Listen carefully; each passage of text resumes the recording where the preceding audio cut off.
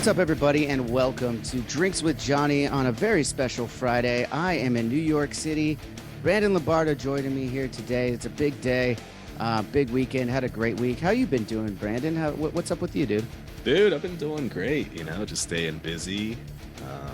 Yeah, that's it, pretty much. Just staying busy. That was your whole week. So busy, dude. It's just like a fucking blur. When there's so much going on, you just don't even know what you've done. Yeah, that's like my entire life. Yeah. Especially as you get older. Yeah. The older you get, the more of a blur it becomes. People ask you questions like, hey, what did you do yesterday? I don't fucking know, dude. I don't remember. No idea. No. Well, I mean, starting with like last Saturday, it was an amazing week for me. I mean, I got to watch Collision. Technically, I watched it on Sunday, I guess. I recorded it. I'm one of those guys. I don't watch it live. I watch the pay-per-views live, which is great that they started Collision at AEW's Collision. Let's talk about what it is first, because I just went in like the listener knows any idea what the fuck I'm talking about. Right. Now, Collision is the new AEW show on Saturday nights. It just debuted on Saturday. They got another one coming up tomorrow, and then Sunday is the Forbidden Door pay-per-view. So I'm pretty much caught up on everything. I watched half of Dynamite so far. I was traveling all day here to New York City. We'll get to why I'm here in New York City in a minute. But yeah, I'm pretty excited about this pay-per-view, and that Collision was pretty rad with the return to CM Punk. What did you think? I thought it was really good, man. It was different than Dynamite. It felt like its own show. I forgot that it was even on, and I got home Saturday night at like 8:00 and was flipping through the channels and said, oh shit, like this is on. Cool. It was fun, man. It was a good show. There's some great matches. Like, yeah, like great matches. I mean, there were the main event was awesome. Yeah, main event was fun. CM Punk, CM Punk in a three-way match with FTR and Samoa, and the moments when CM Punk and Samoa Joe were facing off one-on-one in the middle of that match was pretty awesome. Now that was good. I thought Andrade put on a good match too. Like he's been away for a hot minute. Yeah. Miro as well. Yeah. Mm-hmm. I love Miro. I'm glad he's back. I was worried that he was going to leave. There was like all the rumors of who was sticking around, who's upset about stuff, and everything that they go into. And then everyone weighs in on social media as if they have any fucking clue. It's the best thing in the world because no one knows except for the people that are actually working there and know what the fuck's going on. It's my favorite thing. Yeah. No, dude, I thought it was a great show. I'm really excited to see tomorrow night what happens. Yeah, Collision tomorrow night. Definitely going to be watching it. Let's get back to Dynamite, though. It's going chronological order, though. I thought this last week at Dynamite was pretty awesome so far. I'm about halfway through. They opened it up. What was the first? Oh, the Hardys and the Guns. That was a great match to start it off. Yep. Bunch of run-ins and everything, and looks like we're going to get like a 4-way tag match happening here soon. Love the Hardys. I gotta text Jeff and talk to him again because we had that lost episode with Jeff Hardy. We got to bring back, and we're not going to bring back that one. Obviously, we're not going to do that one. It's a lost. We need episode. A new episode. With Jeff we need Hardy. A new episode with Jeff, a new up to date one because that was from last year, obviously. But yeah, Matt's good friend now, and it was awesome to see them and Guns, dude. How about is it Colton that was wearing the HBK jacket? Yeah. I mean, that was straight up Shawn Michaels, HBK. Like he's going for it. He's dressing exactly like Shawn Michaels in the early 90s. Those dudes are growing on me as good heels, man. At first I was just like, I don't know if I'm buying it, but now it's like, okay, they're doing it. I'm into it. Yeah. It's fun. Yeah, I watched Dynamite. This was part of my blur of the week. So give me some more matches. I don't remember. Like if you say it, I'll remember watching it. Yeah. Well, one of the last matches that I watched in its entirety, and the promo afterward was with our boy Darby coming out. Jericho had his 3-way match with it was Minoru Sammy Suzuki. Guevara. Suzuki. That's right. Yeah. That's right. I'm bad with the New Japan guys. I apologize. Yeah, that dude's a beast, man. Yeah, he's been in AEW a few times before. They've broken that forbidden door, but yeah, they had their 6-way match. Jericho wins. I guess I missed last Wednesday when Sting and Jericho got in the ring together for the first time like ever, which is pretty awesome crazy. moment for wrestling. Pretty I crazy to hadn't think realized that too. that. They Yeah. were in WCW at the same time for a while there. I thought maybe then, but I guess not. The storylines never Yeah. really lined up, I guess. But really cool moment. They're going to be fighting on Sunday. Obviously, they got a three-way match tomorrow on Collision. Darby and Sting are going to announce their third tag team partner.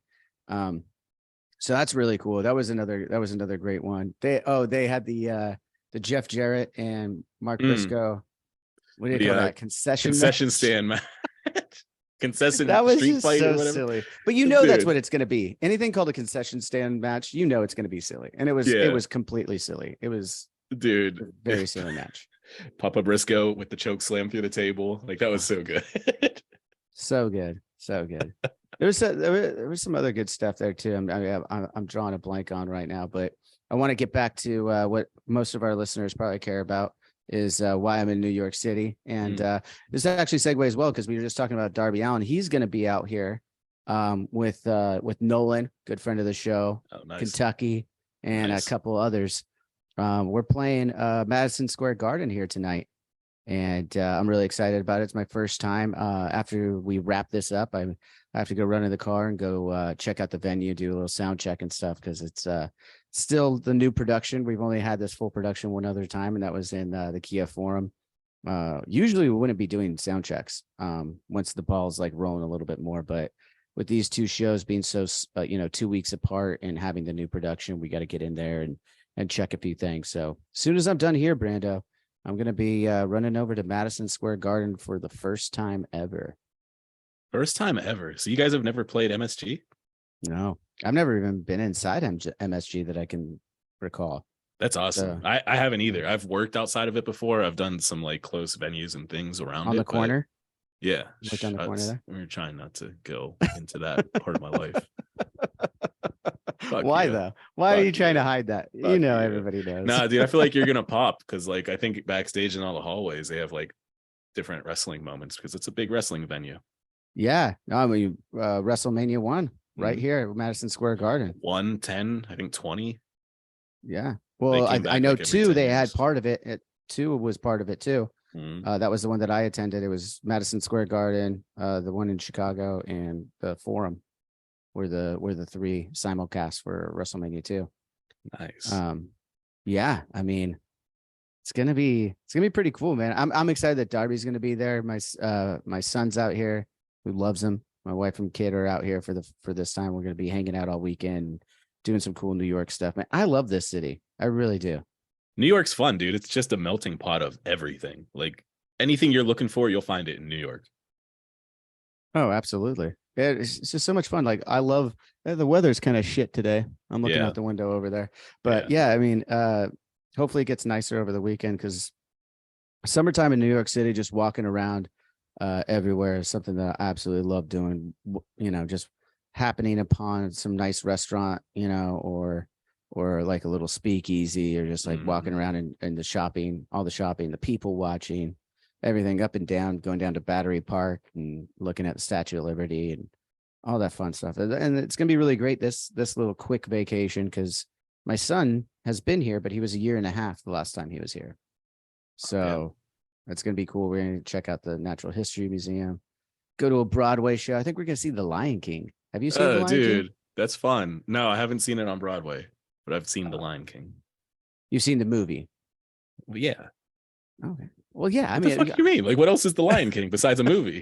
The coloring book. Yeah, I saw it. It was great. Loved it. There's a play. There's a cartoon. There's a lot of Lion King stuff. Yeah, there's the live action movie. That's probably like one of the earliest movies I can remember is The Lion King. That's still my favorite. I think there's a couple other contenders now, but I think that's my favorite like Disney movie is The Lion King. It's a solid one, dude. That holds up. Yeah. They redid it. Did you see the like live action one they did? Yeah, that's what I was just talking. Yeah. Oh, I did. It was good. Not as good as the original, but anyone that goes into those remakes and thinks it's going to be better than the original is just not kidding themselves. Like, there's no way. There's no way. The original's the best. Yeah, you're not going to beat it. The fact that they had Elton John on the soundtrack, like throughout the whole thing, composing the soundtrack, is just It's amazing to me. That was like the early 90s. That was the heyday of Disney, in my opinion, for soundtracks. They just had all the biggest songwriters come in and score to these things. And I know they still do. I mean, you get like what's his name with Moana, and he's done a few other things too. Why am I trying to blank? The Hamilton guy. Remember his name? No. Fuck. You're no help. You're no help at all.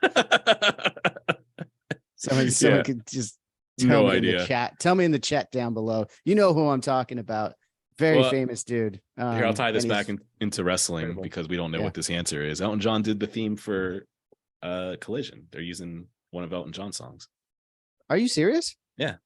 How did I miss that? What song is it? It's was it Saturday Night's All Right for a Fight or something? Oh, Saturday Night's All Right for Fighting. Yeah, that's I didn't catch that when I was watching last week. That's awesome. Good for that. I love that. By the way, AEW and music. We'll talk wrestling and music real quick. Yeah. I love that they're like just paying for the copyrights and paying the artists for their songs rather than trying to just mimic a shitty version. Yeah. Like that's what I mean. I understood why, but that's what WCW did back in the day. They just took from the Warner catalog, and it was like Diamond Dallas Page came out to a song that sounded like Smells Like Teen Spirit, but wasn't. Yeah. And there was like several other ones like that. They're like, oh, I mean, even Hulk Hogan's is like, oh, it's Voodoo Child. I'm like, it's not. It's Voodoo not. Child. Yeah, it's not. It wants to be Voodoo Child, but it is not Voodoo Child. If you listen to it and listen to Voodoo Child, it's two different songs. And then like some of the other guys who were like lower on the card at that time just got shit songs. Like I think. Oh, dude. Jericho's song for a hot minute was called like Basketball Highlights Number 9. It was terrible. It was so terrible. Bad. When he first came out, like as the babyface lion tamer, it was a terrible gimmick and terrible song. The Lionheart. But he overcome it. That shows how great it was. He said fuck that and started doing the did the list of the list. 1,001 moves or whatever the fuck it was. 1,001. Yeah, because Dean Malenko was the man of 1,000 holds and he was the man of 1,001 holds. God, that was such a good such a great storyline. That was so awesome. Oh my God. Hey, I don't know where Jericho's at. I wonder if he's usually around sometimes here when we're here in New York. Like every time we're mixing here in New York, Jericho comes out and gets the first couple listens of our songs. But nice. That's fun. Yeah. Dude, it was like a year ago we were in New York filming that episode. The Death Bat Club episode that'll never air either. Yeah. Well, we talked about like ripping some clips out. Maybe we'll rip some clips out this week and put them on socials and online. Yeah, that'd be fantastic. I think that'd be a good timing for it too. Yeah. Me being out here or us, the band being out here in New York, and I think that's a great idea, Brandon. Yeah. As long as it's not too much on your plate. I know you still got to finish that label for the seltzer. We got a lot of shit. And then Johnny's like, "Oh, I'm running late today. Can you do the podcast too?" It's like, Jesus Christ, man. Well, Sam's off playing golf right now. So right? Like, no, this is one of the rare times where I'm on and Sam isn't, so that's fine. I know, that's awesome. Mm-hmm. One of these days we'll get the three of us back on again. Well, I guess we did Father's Day. We did Father's Day. That was audio only. But yeah, it's all the same. Dude. Oh, other fun news. Tonight I'm excited for Living Color to open up the show. I was gonna say you have a cool opener. Like I did when I saw the bill for this one and I saw Living Color on it, I said, "What? That's fucking rad, man." Yeah, dude. So they've never played MSG either, and they're from New York. They're from I believe they're from one of the boroughs here, maybe Brooklyn. Okay. And I'm hoping to get a couple of the guys on the show maybe next week, follow up with that. But they reached out and we're like, we've never done Madison Square Garden. It's a home show for us. We'd love to do it with you guys. And we're like, yeah, it's our first time too. Let's fucking do it together. It'd be awesome. So they're going to be opening up the show tonight. And that brings us back to CM Punk. I mean, Living Color doing Cult of Personality, the CM Punk's intro. I mean, back to again, Tony Khan and AEW's entire team putting up the money, man, and just buying that, You have to, dude. Some of those songs are just too iconic to where it kills the push or any kind of momentum for. Well, Punk didn't come out to that in WWE, did he? Yeah. Oh, he did? Mm-hmm. Oh wow! So they did that for him in WWE too. That's rare for that too. That's WWE doesn't generally do that. I mean, you had the Game, Motorhead. You could really only count it a few times on that it's happened for them to not have their own in-house music. Even one of the best songs, Limp Bizkit for The Undertaker, that was great. But yeah, keep rolling. But that was it ran for a while, I guess. It ran for a while. But I mean, it wasn't like his only entrance. Like then he had Metallica for a second, and he had Kid Rock for a second. But it always came back to his original or some version of the original, Coffin or Undertaker music, the Dead Man stuff. Yeah. Well, before Punk had Cult of Personality, he was using some kind of Killswitch song too. Like even when he first came in, yeah. So he's always had just kind of like his own theme. Probably just said, "Fuck it, I need real music." Yeah, good for him. Whatever it takes, man. I like it. I dig it. Dude, it just, like you said, it adds another level to it. Like the generic songs just don't work. Yeah. Well, I really hope Living Color just selfishly still plays Cult of Personality live. I mean, I got to imagine they do, and Glamour Boys is another good song that I love by them. That's pretty much two of their hits. I guess that first record they put out was awesome. So I hope to hear a few songs from that. And what else they've been up to lately. I gotta go back and listen to some more of the discography. So yeah, dude, it's funny. Those dudes. They played here like a year ago. Like last summer, they played at the mall we went to eat at. They were up that way in Newcastle, Boardman, where we met with Kelly Pavlik. Yeah. Oh shit. Okay. So yeah, they played out there. That's actually where I'm going tonight. They're having that again. Fuel's playing. So we're gonna go see. Oh, is that why you're not meeting me here? Yeah, I gotta go see Fuel. Sorry, dude. Wow. Giant Fuel fan. Now, if I came to see you in MSG, that means we wouldn't have an episode this week. We wouldn't have a label for the seltzer. A lot of people would be mad. In all fairness, we've known the name of that seltzer for 2 weeks now. Yeah. There's been other projects on my board. Got to show you my board right now, dude. I gotta show you my board of projects. No, I know the board. I've seen it. I've been to your house. It's not a bad thing to be booked out that far. I'm very grateful for it. No, it's not a bad thing at all. That's great. Mm-hmm. And then we got Falling in Reverse. Your boy Ronnie. That also ties. It's so funny. Everything ties back into wrestling. Being in Madison Square Garden, Ronnie's still. Of how many years now has he been dating Saraya? For a hot minute, dude.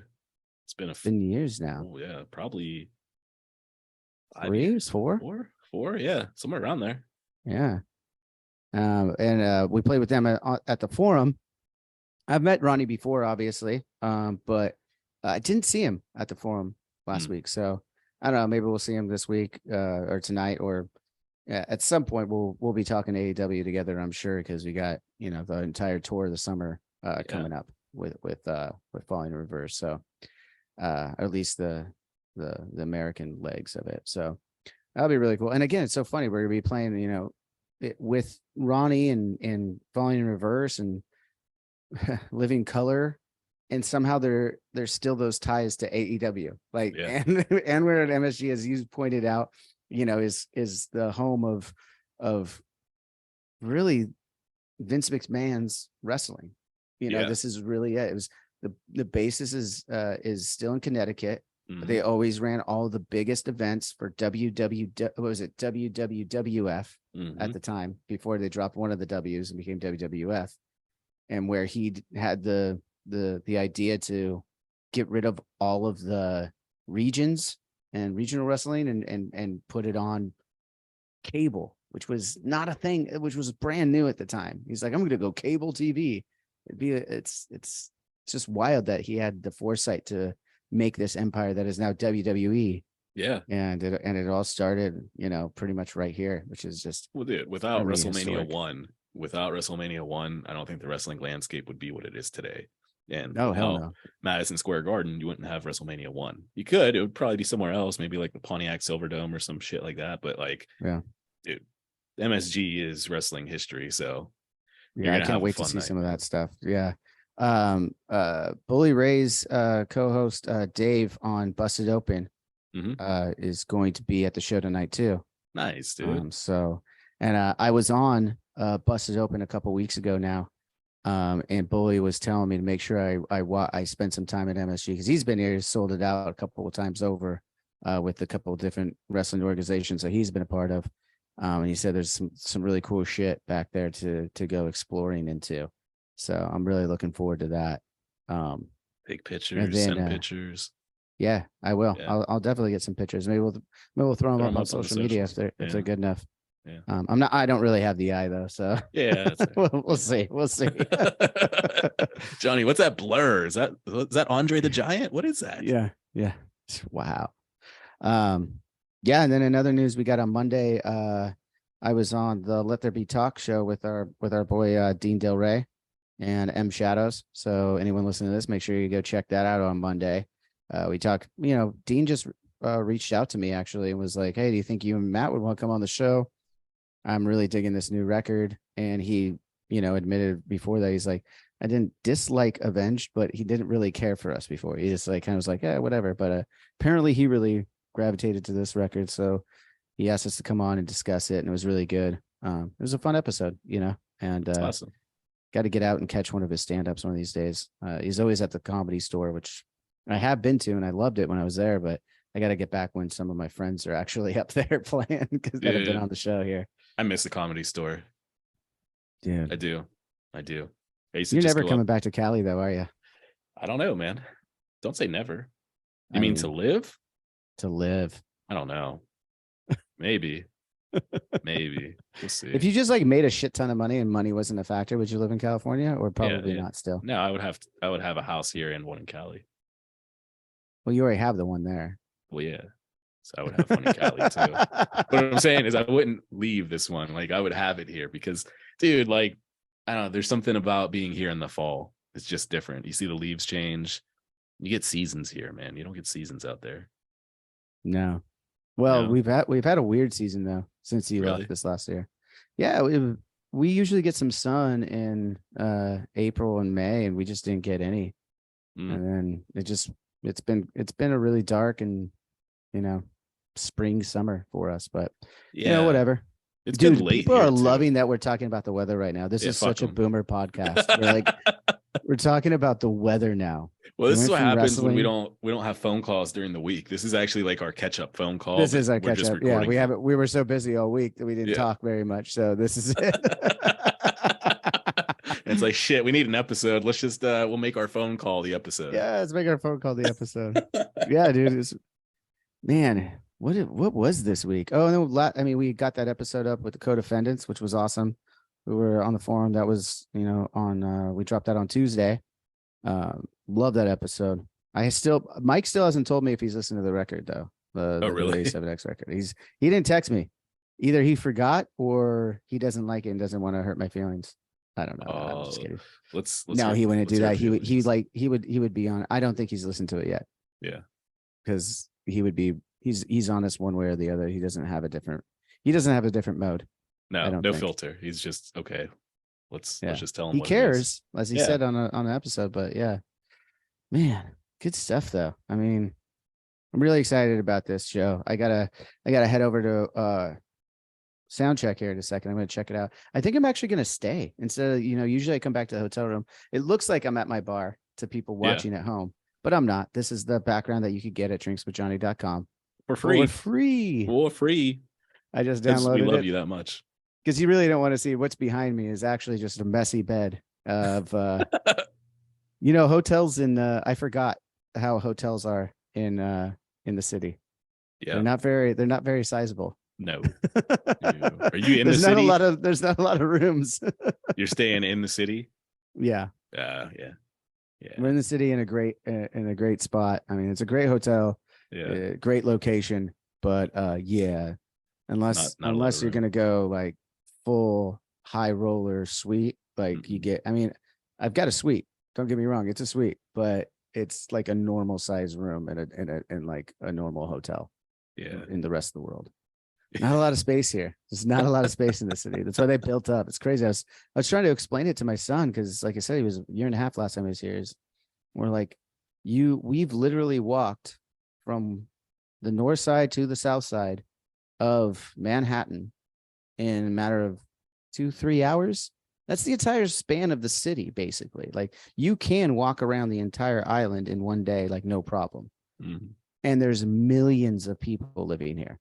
Mm-hmm. Like that's why they build it up so much. And not only mention the millions of people who actually live here, think about the millions of people live in the boroughs just outside and come into work and go back out. Like it is wild to think about this city in that capacity. I mean, I've been coming here for years. I love this city. Like as I've said, we used to mix our records here. I'd be here for about a month at a time doing, every few years, just living the New York lifestyle, which is fucking awesome. But it is just so crazy that they're just like, there's so much vast land out in New York State, but everyone's here. It's crazy. Like it's just so wild to me. You know better than I do. You're an East Coaster. Yeah. You know what I it's know, all dude. about. Pennsylvania is the same way. Like we have our major cities and everything else is just woods. You get outside of Pittsburgh, you get outside of Philadelphia. It's just woods, man. Yeah. Just wild that everyone has to be like in the same spot, Yeah. So much so that they just build up skyscrapers. Like Frankie was all nervous. We're like, oh, there's a pool at the hotel, but it's going to be on one of like the higher levels, like maybe the rooftop or something. It's like, it's going to be all the way up there. Like, I'm kind of scared. I'm like, dude, you're going to be fine. They put windows up and shit around it. Like, it's not like you feel like you're looking over the edge of a skyscraper on, I'm sure they have pools like that, but you got to take them to, is it Empire State Building or what is the other one? That's the tallest one in New York, right? No, Empire State Building was like the original tallest building in our country. In New York. In New York, it's the One World Trade Center now, I believe. Oh, is it? Okay. Yeah, I believe that one's taller now. Because the twin towers were taller too. And I think the One World Trade Center that's next to the spot that they built up in Battery Park is the tallest one I believe, at this point. I don't know. I feel like you're making facts up. I don't know. Someone fact check that one. I'm pretty sure it's taller than Empire, because Empire was like the biggest building like back in like the 40s, like, or 30s even. Like, so like right around the time you were born. Oh, fuck you. Fuck, man. Well, dude, look, I'm going to let you go to it because I know you've got a busy fucking day. You've got some exploring to do, but it's going to be a good night. You guys are going to have fun. Congrats to all three of you guys. I mean, Avenged, Falling, and Living Color. I'm pretty sure it's everyone's first time playing MSG. So that's fucking rad. It's going to be awesome. It's sold out too, which was really cool. We were able to sell it out. And and we got some good friends coming. As I said, Darby and Dave are going to be there, and a few others. And I know Brandon Sellers. Happy birthday, Brandon. Tomorrow's his birthday. So he's out here. We're going to be hanging. And shout out to Ryan Harlacker, booking agent, and everyone at Velvet Hammer is going to be there, and management, and just a lot of good friends. I guess they got a Delta Club, which is similar to the Forum Club. I guess really excited about that. And this is the place where, how many points did Kobe Bryant score here? I think he scored like 61 points here. Him and Jordan both Jordan and LeBron have like the highest scoring games here, and they never played for the Knicks, which I always think is funny. That's awesome. Anyways, everyone at home, thanks for listening. If you're coming to MSG tonight to watch Avenged Sevenfold, we will see you there. Thank you so much for participating in a historic moment for the band and for us in general. And hope you guys enjoy the show. And we'll see you next time. As always, Brandon.